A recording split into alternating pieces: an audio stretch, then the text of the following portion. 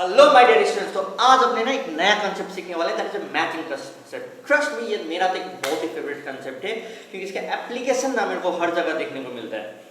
ठीक है, और ये एक ऐसा कंसेप्ट है ना जिसमें जो बड़े बड़े जो आपका जो एंट्रीज, बड़े बड़े जो चीज़ें जो कि मतलब कैलकुलेशंस जो रहते हैं ना, वो इस मैचिंग कंसेप्ट के हिसाब से ही किए जाते हैं। तो ये कंसेप्ट का दिमाग में बिठाना बहुत ही जरूरी है। ठीक है, ताकि आप एक क्लैरिटी वाइज समझ पाए चीज़ों को एक्चुअली हो क्या रहा है। बिना टाइम इसके शुरू करते हैं।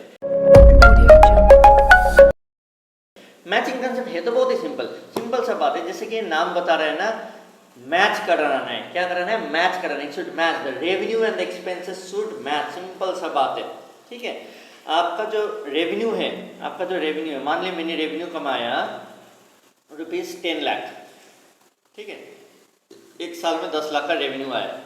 अब इस रेवेन्यू को कमाने के लिए जो भी एक्सपेंसेस इस साल लगे हैं वो मेरे को यहाँ पर लिखना चाहिए, तब जाके मेरे को एक नेट प्रॉफिट का क्लियर पिक्चर आएगा। नहीं तो नेट प्रॉफिट ना नहीं समझ पाओगे नेट प्रॉफिट में एक्चुअली में प्रॉफिट हुआ क्या है या नहीं हुआ है।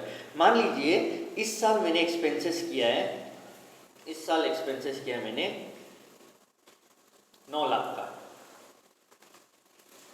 9 लाख का एक्सपेंसेस किया। तो मेरा नेट प्रॉफिट कितना आ गया? मेरा प्रॉफिट कितना हो गया? प्रॉफिट हो गया सर, आपका प्रॉफिट हो गया ₹1 लाख।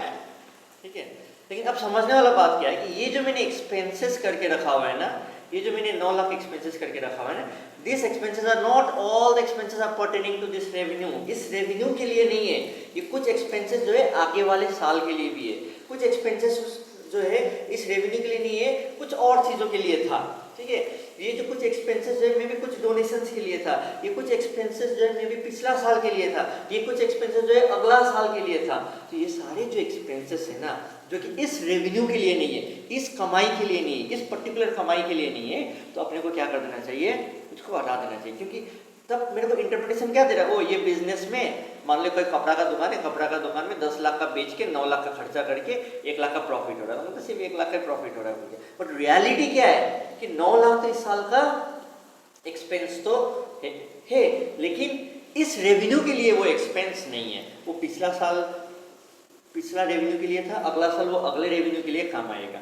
ठीक है, तो मान लीजिए इस साल का जो रेवेन्यू है, that is sorry not revenue, is the expense for getting above revenue. अब मैच हुआ ना, ऊपर वाले रेवेन्यू के लिए ये वाले एक्सपेंस है। ठीक है, अब मेरा जो प्रॉफिट आएगा यहाँ पर कितना आएगा? 10 लाख में से 6 लाख गया, ₹4 लाख आएगा। तो ये मेरा हुआ नेट प्रॉफिट। मैच कराना पड़ेगा, रेवेन्यू एक्सपेंसेस को मैच कराना, नहीं तो कभी किसी और साल में ज़्यादा प्रॉफिट, किसी और साल में ज़्यादा एक्सपेंसेस लॉस हो जाता है। आपको जिस हिसाब से बेनिफिट मिलता है उसी हिसाब से एक्सपेंसेस को लिखो। एक और एग्जांपल जो है ना, जो कि आप लोगों ने, तो यदि बीकॉम के बच्चे यदि वीडियो देख रहे हैं तो वो लोगों को मालूम होगा डेप्रिसिएशन का चैप्टर क्या हुआ, या 11 के बच्चे जो बाद में एक चैप्टर करेंगे depreciation. Depreciation is one of the very good example of this particular chapter, depreciation. ठीक है, depreciation is the example of, or is the example of, you can say one of the very good example of this matching concept, matching principle.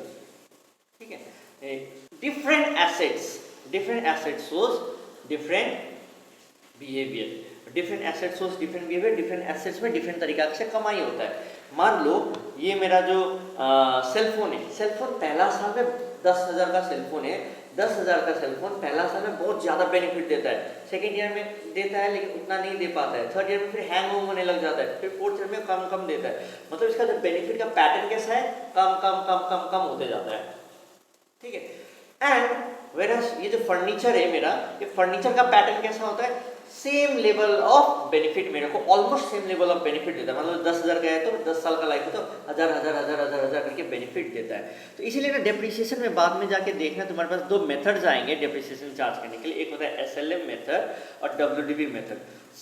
वैसे तो exam में हम लोग कोई भी method बोलो हम लोग कर लेंगे, लेकिन SLM और WDV क्यों चूज किया जाता है? On the ground that which asset shows what type of pattern। यदि वो सेल फोन है तो हम उसके लिए रिटर्न डाउन वैल्यू मेथड करेंगे, जहाँ पर मेरा डेप्रिसिएशन पहले होगा ज़्यादा ज़्यादा ज़्यादा करके होगा, फिर उसके बाद थोड़ा सा कम कम करके होगा, उसके बाद फिर थोड़ा सा कम होगा, उसके बाद फिर थोड़ा सा कम होगा। एसएलएम में क्या होता है, same amount of depreciation, same amount of revenue मिलता है, सेम अमाउंट ऑफ बेनिफिट मिलता है, तो अपने उसके ऊपर जो डेप्रिसिएशन या जो खर्चा चार्ज करते हैं वो भी सेम अप्लाई करते हैं। तो ये भी एक एग्जांपल से आपको मैचिंग कंसेप्ट का क्लैरिटी आया। रहा वक्त कंटेंट आपको दिख जाएगा यहाँ पर, जिसको आप कॉपी कीजिए, लिखिए, मार्क्स उठाइए। Bye bye, take care, see you. I hope this concept was clear to you.